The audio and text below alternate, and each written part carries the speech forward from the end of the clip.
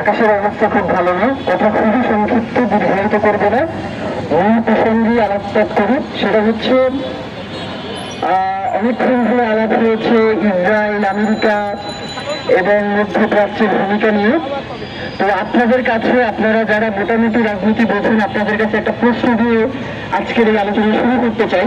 সেটা হচ্ছে, পৃথিবীতে ইসরায়েলের একটা মানচিত্র থাকলেও পৃথিবী থেকে আসলে ইসরায়েল শক্তিধর রাষ্ট্র হিসেবে বিলং করে কিনা? কারণ আমরা ইতিপূর্বে দেখতে পেয়েছি যে আমেরিকা এবং সমগ্র ইউরোপ তাদের দুইটা মুখোশ, তারা একটা মুখোশের মাধ্যমে তারা উপস্থাপন করে বিশ্ব মানবতার কথা। তারা জাতিসংঘ সহ আরো যে আন্তর্জাতিক সংগঠনগুলো আছে সেগুলোকে তারা শান্তভাবে বিশ্ব মানবতাকে রক্ষার জন্য আহ্বান জানায়, এবং অন্যদিকে আমরা আবার দেখতে পাই যে ইউরোপ এবং আমেরিকার প্রত্যক্ষ মদতে ইসরায়েল বিভিন্ন দেশে হামলা করে। সুতরাং আমরা স্পষ্টভাবেই বলতে চাই যে আমেরিকা এবং ইউরোপের সাহায্য সহযোগিতা ছাড়া, তাদের প্রত্যক্ষ মদত ছাড়া ইসরায়েল ইরানে হামলার কোনো সাহসী রাখে না। সুতরাং আমরা আজকে এখানে যারা দাঁড়িয়েছি প্রত্যেকেই অত্যন্ত ক্ষোভ এবং নিন্দা নিয়ে এখানে দাঁড়িয়েছি।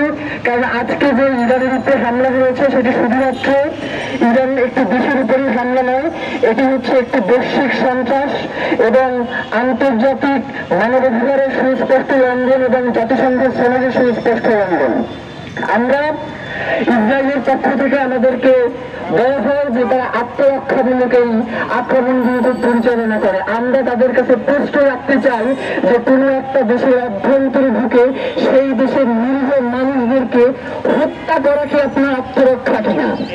সুতরাং যারা এই ধরনের বাণী আমাদের সামনে উপস্থাপন করে, যারা এই ধরনের শান্তি চুক্তি মানে ছলচাতুরি করে, এবং পরিপ্রেক্ষিতে আমরা দেখতে পাই যে গাজা উপত্যকা তারা দখল করে ফেলে, তারা গোলান মালভূমি দখল করে ফেলে, তারা পশ্চিম তীর দখল করে ফেলে, তারা ফিলিস্তিনকে তাদের পর্যায়ে নিয়ে যেতে চায়।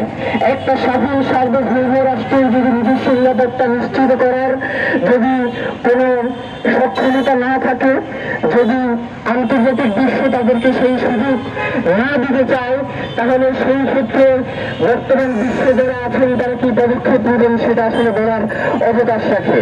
আজকে সৌদি আরব সহ যারা পেট্রো ডলার খেয়ে চুপ করে বসে আছেন, আপনাদেরকে একটা কথা জানিয়ে দিতে চাই যে ইসরায়েলের কিন্তু ইরানের সাথে খুব ভালো সম্পর্ক ছিল, আপনারা সকলেই সেটা জানেন। আজকে ইসরায়েল ইরান আক্রমণ করেছে, আপনারা চুপ করে বসে আছেন।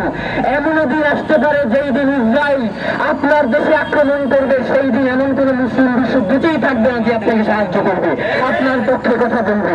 সুতরাং আমরা মধ্যপ্রাচ্যকে জানিয়ে দিতে চাই, আমরা মধ্যপ্রাচ্যের কাছে অনুরোধ করতে চাই, এখন যদি আপনাদের হুঁশ না ফেরে তাহলে আপনাদের হুঁশ ফেরার আগেই আপনারা এই দুনিয়া ছেড়ে চলে যাবেন। আমরা সর্বশেষ একটা কথা বলি, শেষ করতে চাই, আর কথা বাড়াবো না। সেটা হচ্ছে, আপনারা সকলেই জানেন আমাদের দক্ষিণ এশিয়াতেও একটা ইসরায়েল আছে। আপনারা জানেন যে ইরানের ভূমিতে এখন পর্যন্ত যে সকল এজেন্ট ধরা পড়েছে তার মধ্যে অনেকেই রয়েছে ভারতীয় এবং নিজের দেশের এজেন্ট। সুতরাং নিজ দেশে যদি গাদ্দার তৈরি না হয় তাহলে অপর দেশের কিন্তু সেই দেশে আক্রমণ করে খুব একটা সুবিধা পাওয়ার কথা না।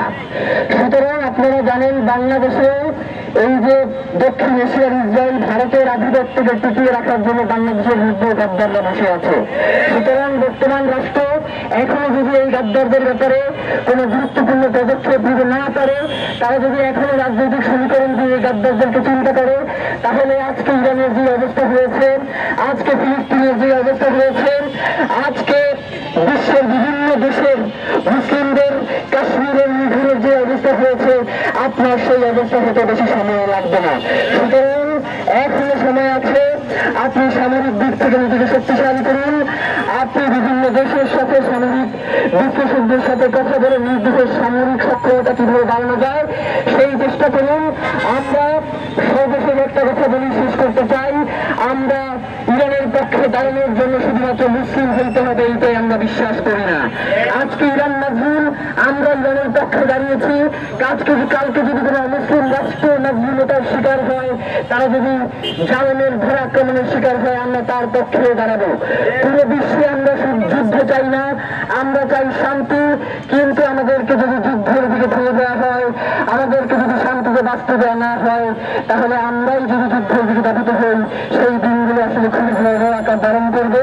সুতরাং বাংলাদেশের পক্ষ থেকে যাতে আরো স্পষ্ট করে বিবৃতি দেওয়া হয় পররাষ্ট্র মন্ত্রণালয়ের পক্ষ থেকে, আমরা সেই দাবি জানিয়ে আজকের এই আজ ইনকিলাব মঞ্চের পক্ষ থেকে যে মানববন্ধন ডাকা হয়েছে, ইরানের প্রতি সহমর্মিতা, ইরানের পক্ষে আজকের আমাদের এই অবস্থান, সেটা শেষ করছি।